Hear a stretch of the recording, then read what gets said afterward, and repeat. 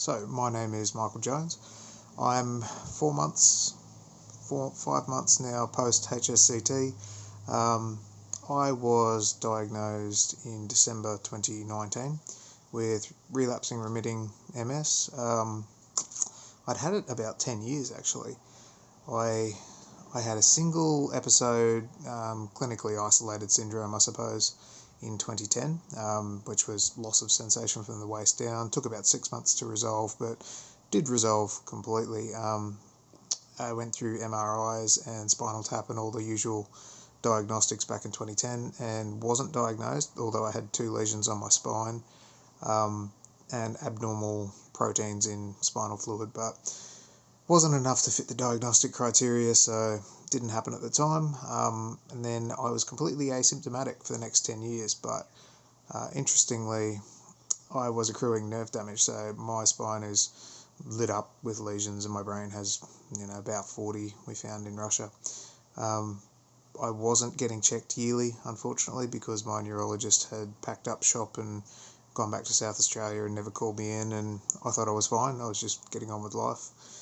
So anyway, December 2019, I had a couple of symptoms leading up to that. Mid 2019, my vision went a little bit skewy. It wasn't optic neuritis, it was a lesion on the rear of my brain where vision is processed. So that was the first one, and then some loss of sensation in the legs and the hands again, and MRI, and this time it was pretty conclusive. There was a fair bit going on. So I did not start any disease-modifying drugs. I was scheduled to start Gilenya, or Gilenya, sorry, not sure how you say it, but I had an opportunity and to go for HSCT before that started, and of course if you're going to go for HSCT you have to be off the routine drugs for some period, so there was no sense in starting one and then stopping it immediately.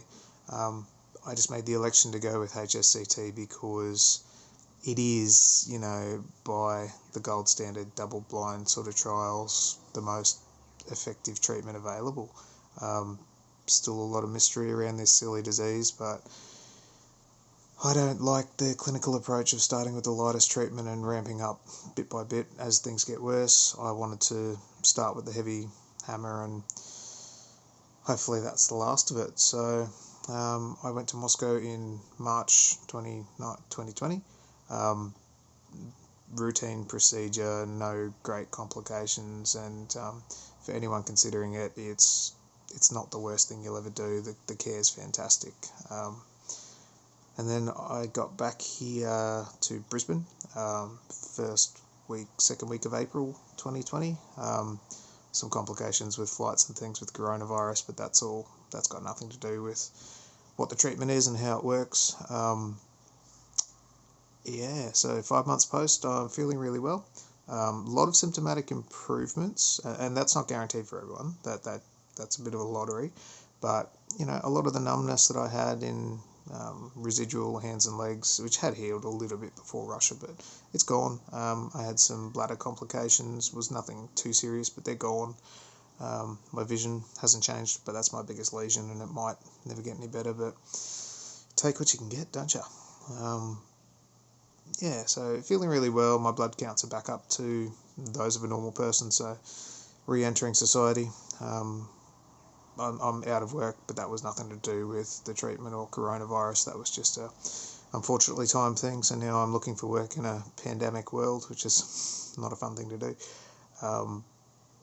But otherwise, physically really good. I still wear a mask at major shopping centres, but that's a precaution on my part. I don't think any of it's necessary.